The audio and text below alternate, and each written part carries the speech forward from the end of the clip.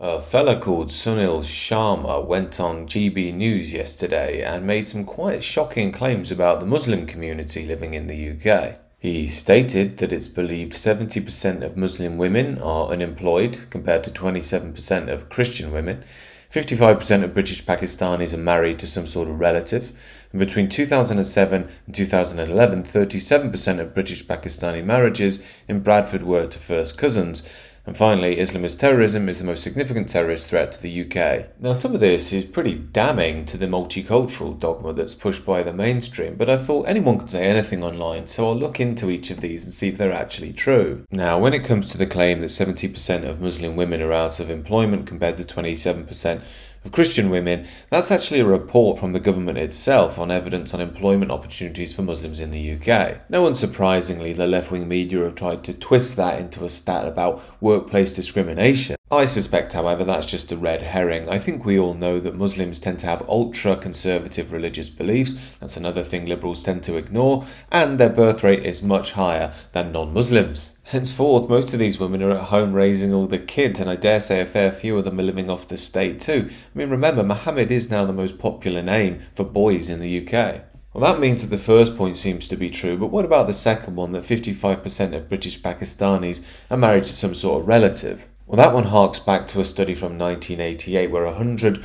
British Pakistani women were randomly selected in West Yorkshire, and it was found out that 55 of them were married to their first cousins. Some criticisms of that study are that A, it's old, and B, that it only sampled 100 women. But then to counter that, you could say 55 is still extraordinarily high for 100 women who've been randomly selected. Second to that, they only polled people on the basis of marriages between first cousins. There could also be other forms of incest like second or third cousins, for instance. Now, with regards to the third claim about 37% of British Pakistani marriages in Bradford being to first cousins, that harks back to a study in The Lancet, but it's actually worse than that. That study found that in Bradford between 2007 and 11, 18% of the babies were born to first cousin marriages. And unsurprisingly, this leads to all manner of developmental challenges. The same study found that the risk was double for Muslim women to have children with congenital anomalies. So it seems that claims 2 and 3 are definitely credible. And just a personal anecdote on this, my mother actually worked in the autism field,